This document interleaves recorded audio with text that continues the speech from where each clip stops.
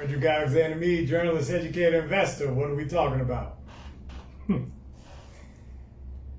Well, before I get into what we're going to talk about, mention my name is Frederick Meade, internationally published journalist, been in the Huffington Post, news magazines around the world, been on television around the world. But today is something new. I've been asked to review a book. And the book is from a very good friend, an old friend. And he goes by the name Rum, the infamous Rum. He's a spoken word artist and now an author. He has created a book, and I'm going to review the book. Now, let me just say this. I don't use profanity. I don't use the N-word. I don't use that kind of language. However, Rum speaks the language of the average person, you might say. Of a lot of people. I don't know about the average person, but of a lot of people. He speaks the language of the street, you might say. And the language sometimes is colorful. So, with that being said, I'm going to introduce the title of the book, and it's Naaaah N-word, I ain't doing an effing double. Now, this is my brother. This is the infamous Rum. This is the book he wrote. Naaaah N-word, I ain't doing an effing double. Now, what's interesting, before I get into the book, what's interesting is I have known Rum for more than 20 years. I met him roughly 25 years ago, and oddly enough, this book, Naaaah N-word, I ain't doing an effing double, is an account. It's a novel in regard to the place I met him at. We were security guards together. This is before Rum became a nationally known poet, fairly famous, award-winning poet, quite frankly, spoken word artist. This is before I became a journalist, before I was ever on TV, before any of this ever happened. We were security guards in a building or a group of buildings in downtown Atlanta. And this is his account of what was witnessed during our time as security guards. So, with that being said, let's get into the book. I'm laughing because for those out there who don't know Rum, who have never been a security guard, who have never worked the graveyard shift, you really don't know, you don't really understand the complexities of the people who work the graveyard shift. Now with that, let's get into the title. Naaaah N-word, I ain't doing an effing double. For those who work security or, any kind of job like that, where you may be requested to work a double, that's the last thing you want your boss to request of you. You don't want that request to be made to you because you've already worked 8 hours. You don't want to do another 8 hours, but sometimes you're asked to do this. And a lot of times, the double, the second part of the double will be a graveyard shift. You'll be working 11 at night to 7 in the morning, or 12 at night, 12 in the morning actually, to 8 in the morning, depending on how the shifts work on that particular job. And the graveyard shift, when you're working the graveyard shift, you're dealing with a different type of individual. Now, when you're working jobs, and I don't want to say lower level jobs, but jobs that require less education, let's say. Jobs where there isn't necessarily extensive training. A high school diploma will suffice, and you qualify for the job as long as your record is fairly clean or clean. The morning shift, the afternoon shift, you're dealing with people that function fairly well in society. They can interact well with people. They can interact with one another well. They are functional. They're everyday people. They're everyday people. They are able to function in society the same way anybody else would. That's the kind of workers, and I'm speaking at least with respect to security. I was a security guard for many years, so unequivocally, I speak definitively on this. This is a definite.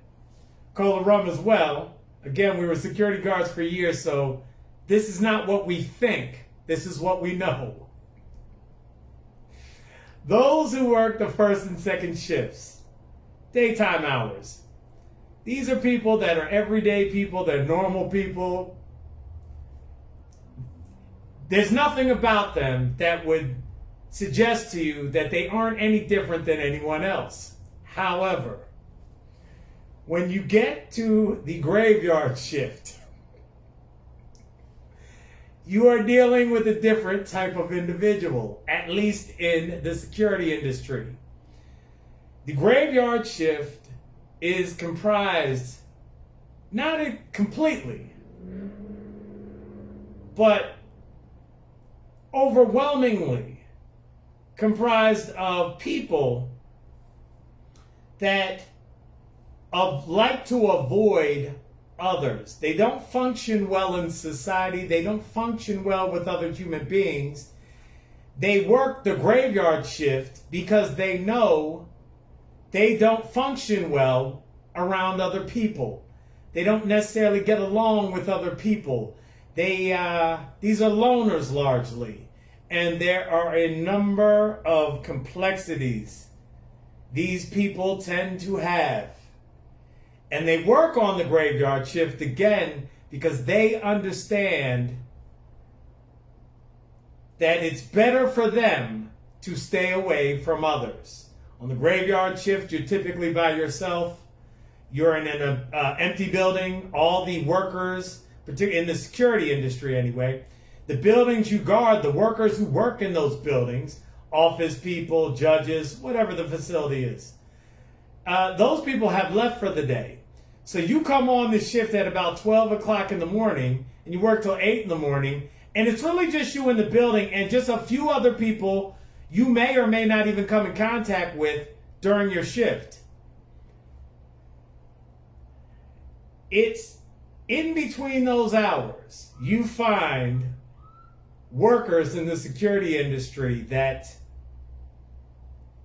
are interesting, and they don't necessarily function well in society. So again, they choose to work these hours. Well, Cola Rum, he was forced to work a double. You know, if you do security from time to time, you're going to work a double. Well, Cola Rum was forced to work a double. And the second half of the double caused him to have to work the graveyard shift. And the book is his time spent on that graveyard shift. And during this time, I'm laughing because it's so real. It is so real. On the graveyard shift, Cola Rum introduces you to a host of characters who represent members of the underclass. Because make no mistake, security guards, we didn't get paid much. We were members of the underclass. That's a fact. We are largely members of the underclass. Now, there's some college students. It's a job to get them through school. Maybe it's a second job for others. But on that graveyard shift, it's usually comprised of those where that's their only job. They don't function well in society. They don't get paid much. They represent members of the underclass. And these are members of the underclass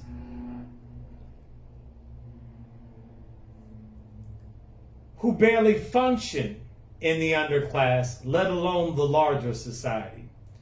So as Cola Rum spends his time on the graveyard shift, he introduces you to a host of characters who I will say are colorful.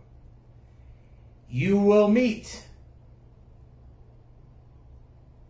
an elderly man ailing from an unbelievable amount of physical injuries.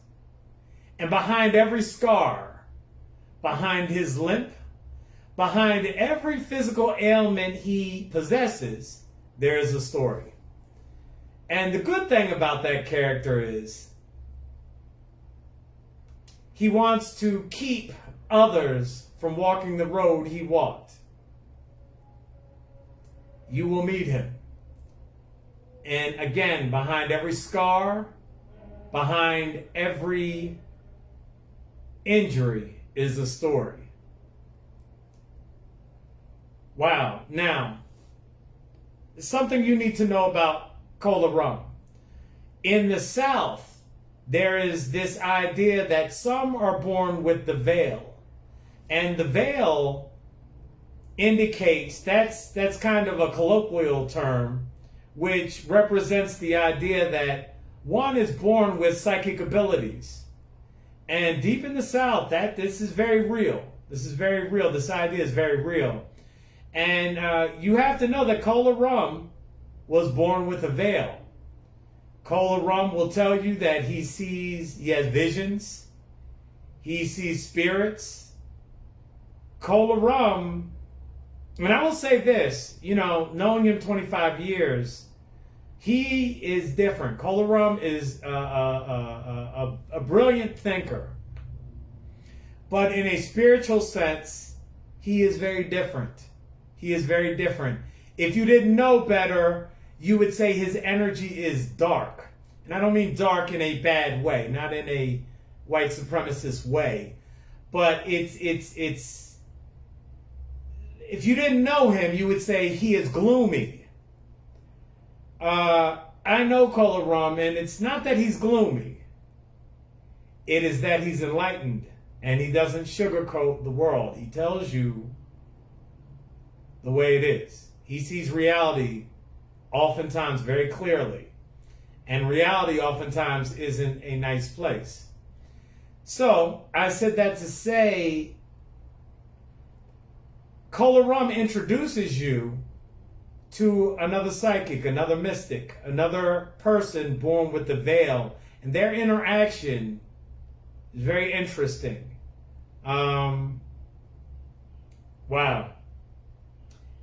I don't, it's not for me to give the whole book up, but the world of the mystic is an interesting world, and the interaction between he and that mystic is very interesting, and one, quite frankly, that I could not, my interaction with that same person would not be the same because I don't know that I was born with the veil. We're all intuitive human beings. Human beings are intuitive, but I don't know that I was born with a veil. I don't know if that's the case. I don't know that I really see, I can't say that I see spirits or anything of the sort. I'm prophetic, but not in that way. But Cola Rum is. And he and the interaction between the mystic and what is going on with the other mystic is interesting. It's sad, quite frankly.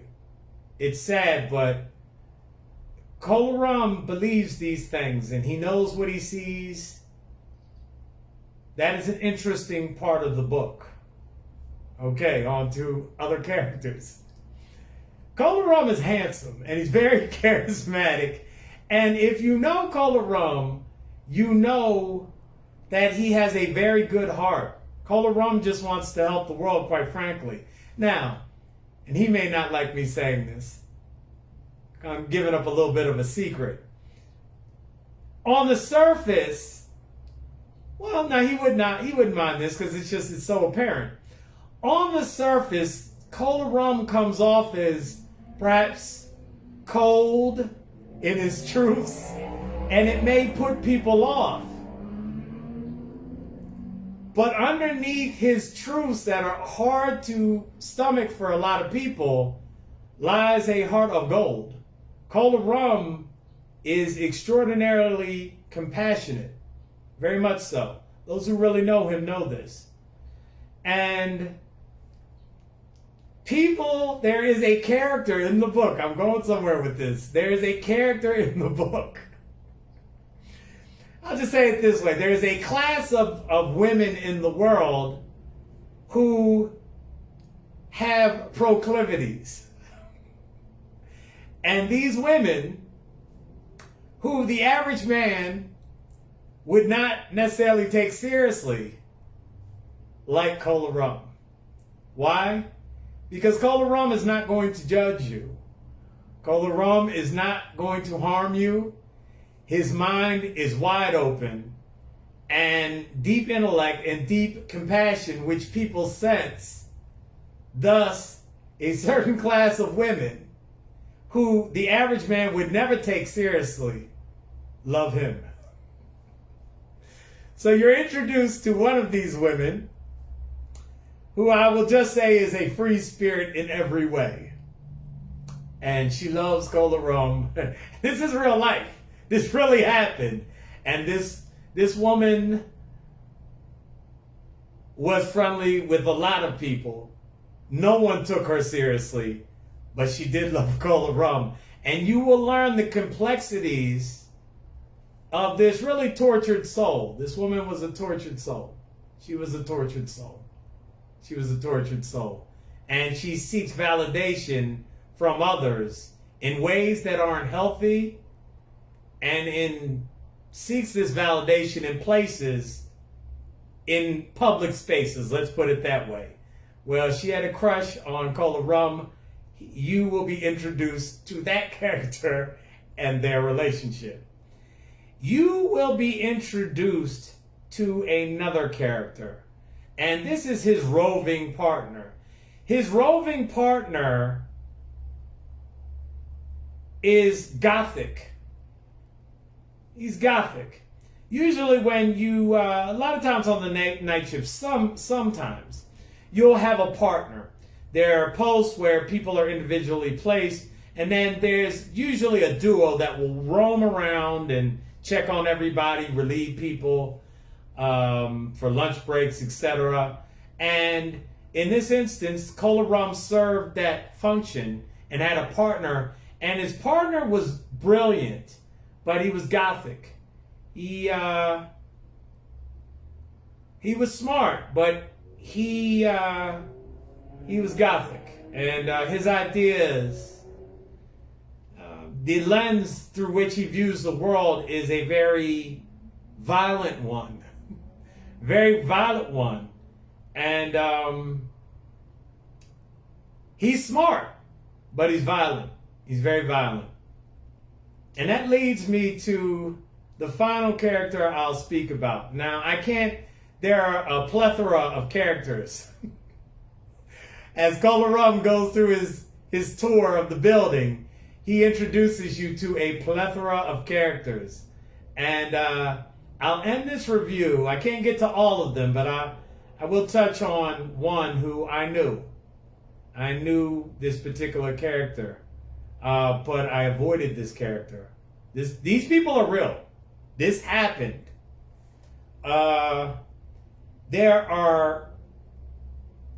You have to remember that on the graveyard shift, there are people who do not function well in society.